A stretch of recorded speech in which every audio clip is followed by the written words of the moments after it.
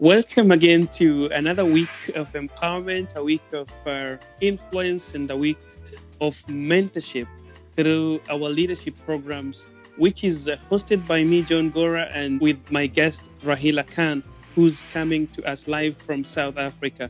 Rahila Khan has been with us throughout this year. We have been discussing a leadership series where we have covered why power is very important in terms of leadership, and how to secure the same power, how to use it to influence, how to use it to make a difference across the boundaries of leadership. And we've also seen how leadership of love can be spread across that leadership itself, and as well as, parental guidance can be, multiplied by leadership of love to create a difference across the world, across the boundaries of families, boundaries of business, and also boundaries of health, and also social being of human that we have in this world. Today with Rahila, we are discussing something on teenage. And what we want to focus on today is improving their social skills, their attitude, and also their behaviors in terms of, saving the world against the social conflicts, mainly bullying that is around the teenagers in schools, at home, at workplace. And we have seen a lot of, stories and discussions that surround this bullying.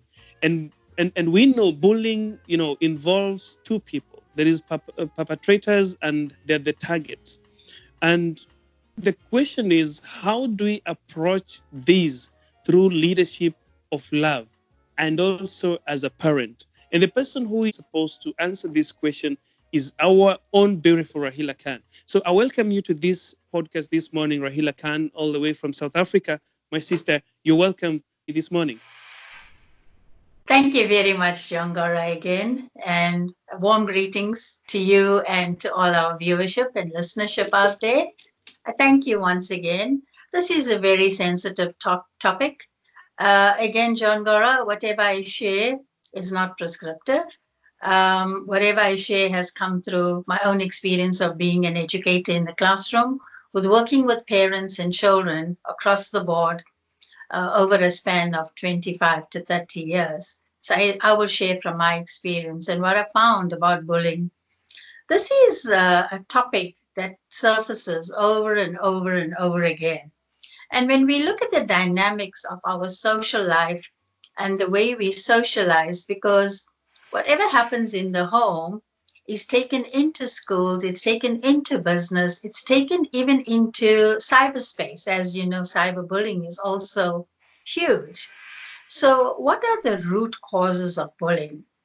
Once again, I will start at the beginning, at the time of conception. Remember, I spoke about the bundle of cells, and every cell has intelligence.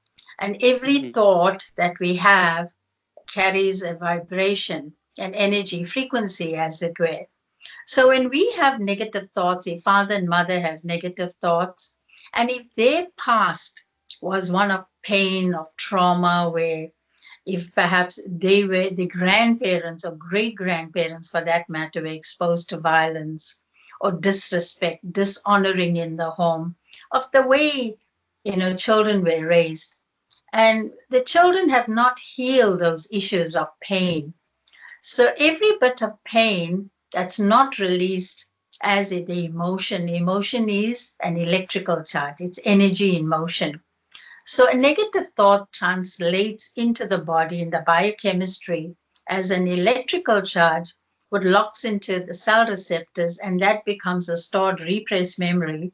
And that energy field is passed on from cell to cell and from generation to generation to generation. So that is where the root cause is. So let's take a step back. If we go back to the caveman, for example, you'll find the men would wake up every morning, they would gather all the weapons, and they would go out into the jungle as a group. It's like a gang almost. And what is the single thought? The single thought is to go out and kill an animal, okay, so that the family and the village could be fed. So everyone will go off And in the jungle, the men wouldn't talk very much because they wouldn't want to frighten the animal away. So they used a lot of sign language. So can you see nonverbal communication? And what they would do then to get the biggest kill, the one man may tell the other man, maybe if I stand on your back, I could get a better angle and I could shoot. And that person will bend over and that guy will stand on top of the other one and shoot the animal. So by the evening, the guy who shot the animal strings it onto his back and he walks home with quite a swag, like I'm the king of the jungle, so I brought the best kill home. So it's all about the ego. Can you see that? And again, it's all about providing a meal, which is animal meat, which you need for the body to sustain it in those days. So because of lack of refrigeration, that animal had to be consumed within the day. So everyone had all this big party and merriment.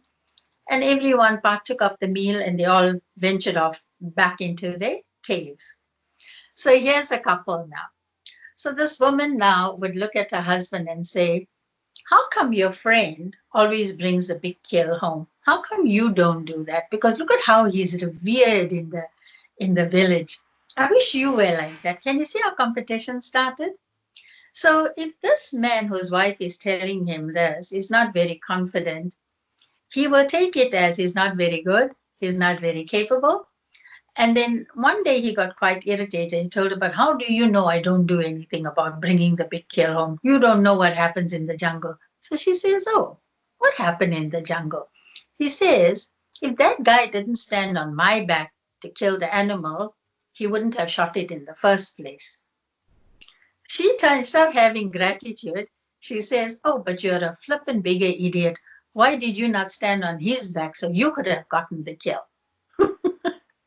So can you see where the dynamics of all of this started? It started way back to the caveman. So it's all about competition and how we don't realize we're pulling somebody down and we're saying these things. And if that woman is pregnant with a child, guess what the child has learned already? How to be the best competitor. How he's going to go out and he's going to get the big kill. How it is not to let anyone put me down, or in turn, the child will grow up to be a child by the time he's 5 years old of bullying somebody else. That is how it starts. So bullying is a very deep-seated issue in how we have all these stored, repressed cellular memories. And that is a silent inner programming that runs our ego and personalities. So when parents are not very aware, starting at the time of conception, of the thoughts they have, the emotions they are feeling in the way they communicate verbally and non-verbally, can you see leadership already starts in the womb because a child is learning it. That bundle of cells have intelligence by means of electrical charges, take it on in a way. So we have shown this, science has shown this, lots of psychological assessments have shown this, that the most formative years of the child's development is from 0 to 5 years. And whatever thoughts and emotions, if they are negative ones, that the parents were feeling during the pregnancy, after the child was born, the child takes it on. By the time the child is 5 years old, he already has formulated a personality. And you will find with children in the home, if parents pay attention. We are so busy, like I shared last week. When we get home, we don't spend time with our children and listen to them or watch or observe what they are doing.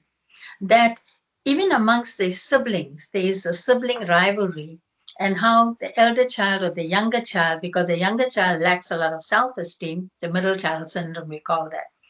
So that child will tend to bully the first child or the child below the girl or boy. So you'll find all this infighting amongst the siblings. And the parents don't know how to correct it, but the parents only know how to shout and scream. So the man has learned how, coming from the caveman or going back to that mentality, where the man has been conditioned to only go out, seek employment or work or be in his business and just provide for his family financially. He doesn't know because he's not been schooled or taught how to parent, how to be present to the children, that whilst the wife is cooking or busy in the kitchen, he cannot put his feet up and watch his best program or read the newspaper anymore. Gone are those days. You can't do that. You also got to be part of the family. As much as you've earned, understand the women of today are also earning money and they're also having to work. So it's not only the women's job to have multiple tasks, it's also the male, the man of the house. So what has happened over a period of time, because the male or whoever brought the money home had the power to exert that power. And what was it? Do as I tell you to do, as you won't get A, B, and C. So what programming are we putting into our children? Do as I'm told, as I won't get whatever I want. So the child will comply to get what he wants. But as a child becomes a teenager, will become extremely rebellious because the parents never showed affection. The parents never taught the child how to be kind, how to love, how to hug his siblings. Neither did the parents show or demonstrate affection by hugging a child or expressing how much they love them and so forth. So what happens with the child becoming a teenager? The teenager is trying to find his or her own identity. So what the child does, goes inwardly and is hugely drawn into peer pressure because now he's in the gang. Even the girls, it's a gang mentality because they feel safe in their social group because they feel others are understanding them. But actually not, because if the child does not have great self-image, self-esteem, self-worth, and self-confidence, the child doesn't realize, even in the context of the peer group, that they are being bullied. So where is it all? They are taking on an energy field of what the parents did and didn't do for them. Where if the parents were authoritative, wherever they go, they will only attract children or people that are authoritative and will always be talking down to them. And therefore, they cannot handle that pressure. And it builds up and it builds up and it builds up. And parents want the parents to validate them. So the teenager will want to tell the parents, you know what? This is my friend. I would like to go out and I want to go and do X, Y, and Z. But parents, because they don't understand their child, they never made an effort to even befriend their friends to know where are they going, who are the friends, have we actually met the friends, did we invite the friends home, do we know the parents. Teenagers want to belong, but they want to belong first in the home. That, for that matter, any child, there has to be a sense of belonging. So that's where the dysfunctionality is about I, me, and myself. Because we learn to identify in an environment which is highly toxic in the home, and we get lost in that. Because the only people we can identify with are parents who are talking down to us. They don't sit and talk with us or to us. The verbal language is, I am the boss because I'm bringing the money home. So that boss mentality is what the child attracts wherever he goes. Even in school, he will attract teachers just like his parents. And therefore, even educators, when they don't have this self-awareness of understanding the psychology behind children's behavior, and this is why many educators fail the children in the classroom, because there's no greater understanding. Yes, I know, even from my own experience, our main focus is to complete the academic curriculum. That is our main focus. However, there are behavioral problems in the classroom, and sometimes it takes up a lot of our energy. But if we can teach what we have in South Africa called Life Orientation Program, if in the Life Orientation Program we can teach children about these things, that our parents don't know any better, that nobody schooled them, nobody gave them a manual on parenting. However, we can teach you how to love yourself. We can teach you about communication. So when you go home, you can actually educate your parents. And that's what the schooling system should be about, is what do we take from the home to the school that's lacking and learn it in school, or on social media or wherever, and it's vice versa. So what is lacking in the home, I can bring from my external environment into the home, and I can also take all the good from what I'm learning in the home, in how I'm communicating with my siblings and parents, and I can teach others at school. And I found this in my classroom where I had peer mentors, for example, where I would pair a very confident child, a very intelligent child who is acing all her grades. I would take that child and I would pair her off with somebody who's lacking intelligence, maybe somebody who's coming from a disadvantaged home, just to build that child's confidence so the child can eventually put their hand up and answer a question. And I found when I did that, and to their surprise, what they didn't know, that in the assembly, I would have special certificates. And I would call out the names of these children and say, today I'm going to honor so-and-so because I asked this child to mentor so-and-so, and the results are amazing. And I would share this at the assembly if it was my turn to address the assembly, in bringing out all the positivity of what we can do in helping somebody to build their confidence. So if each of us starting in the home work as a team, and again, the C words of leadership is the conception of the child, the communication is a verbal and nonverbal communication coming with the basis of emotional intelligence, which is self-awareness.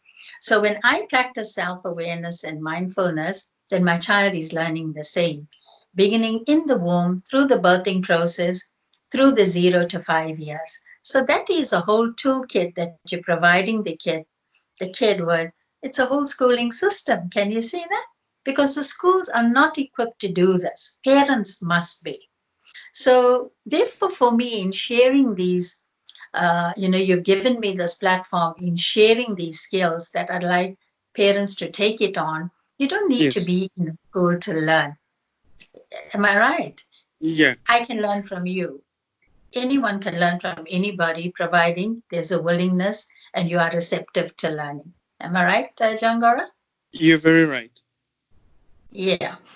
So going forward then, when we're looking at teenagers, where the gap is, it's like the Grand Canyon. The gap is so wide between parents and children because parents are seen to be up there and children are down there.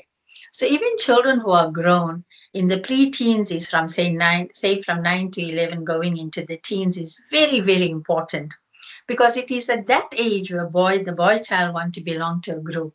You notice boys want to play with their friends more and they want to hang out and be outside and just have fun. The girls also will do girly things in that way. The parents need to observe all these patterns with children and what are they doing. Then you'll understand what is it that they're doing in the context of the gang. What messages are they putting out?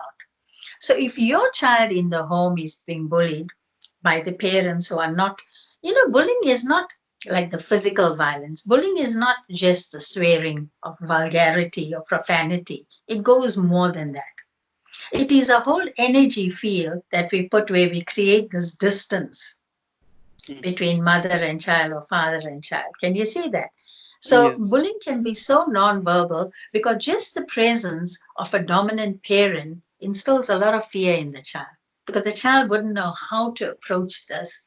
Understand the child is very small and the parents are tall and they're towering above the child. So you feel very, very small. It is about bridging that gap. Therefore, I always encourage, even myself as a therapist, when I'm working with little kids, I'm on the floor with them. Why is that? Because I'm reaching to their level. I want to get into their world. Parents must do the same. Don't always stand up and talk down. That's a worse form of bullying. Can you see that? It's disrespectful because you are kind of putting your authority out there as in this huge presence that a child feels very threatened by. But even if the child wants to tell you how he feels about you, he won't because you are huge in comparison to where he or she is. Can you see that? It's very intimidating. And what happens? So even in the gang or in the group context, they feel the same with certain strong personalities of other children. And they always would withdraw and they see themselves as small. And therefore, the influence is so huge with peer pressure. Because they're so small, they lack self esteem, self worth. They always go by what the leader of the gang is saying and doing. And that's gangs. Again, it's a person who exerts the most authority, is the leader. But it's done in a very aggressive way and it's highly dysfunctional. And although the others in the group can see it, nobody wants to stand up to that person, just like in the home. Nobody wants to stand up to the father or mother and say, actually, you hurt my feelings. And I wish you would just sit down for a minute so I can talk to you. So we must know this from a place of self-awareness. Sit down on the couch, sit down on the floor, depending on how old your kids are. And then you have this open approach of leaning into them. The soft approach is moving toward them, not away from and holding back and saying, I'm the boss, you listen to me. And this is where we go wrong with teenagers, because we are always using materialism to win and influence our children, to keep them quiet, so we can have our way of bossing them around to a point where they can't, everything reaches saturation point, where there comes a time where you're going to burst, that lid will have to pop. And that is where teenagers feel very alone, very insecure. They got no one to go to. Not even sometimes a psychologist or psychiatrist can reach them because, again, you're just a patient or you're just a number to a practitioner. They feel very alone. And then the worst happens where they may even take their life. And this is why the suicide rate is so high throughout the world, because nobody cares anymore.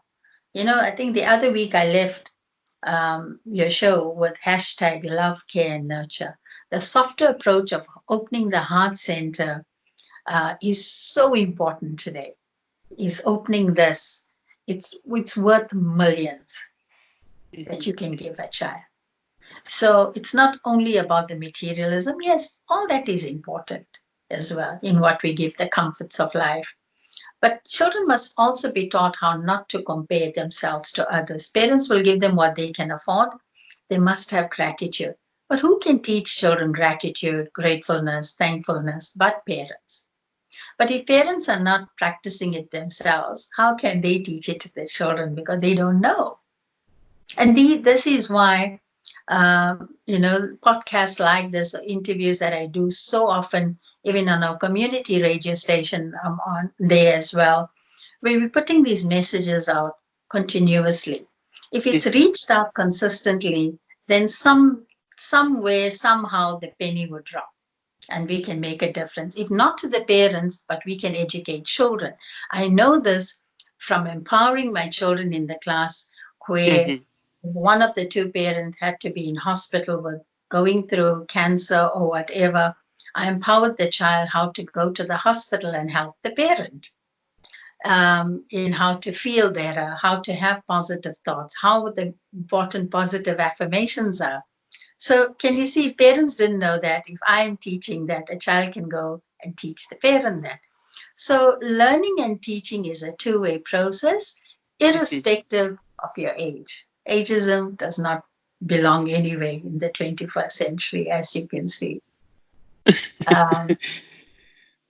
That's a beautifully said, Rahila. I agree with you, and we can see how you're bringing it out, and I can say 80% or 90% of these cases that we see around about bullying, I can authoritatively say that it is about, or it is because of we missing it at the stage of developing a child, because the biggest threat to such kind of social conflicts is like we as a parent, we as families who are very close to these growing children or teenagers, we leave the rest to teachers, we leave the rest to schools. We tend to say that, oh, I will take him to school and he will be taught.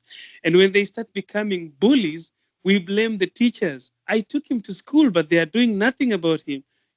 We switch blame games. So when you bring it to this perspective, it creates that impact. It creates that opportunity for us all to learn that it starts from the womb. You need to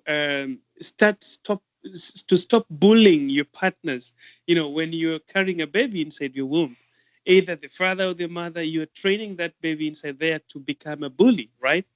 So I just want us to take a short break, Rahila. And when we come back, I would like us to talk about a situation where the bullying has happened. A kid has been bullied.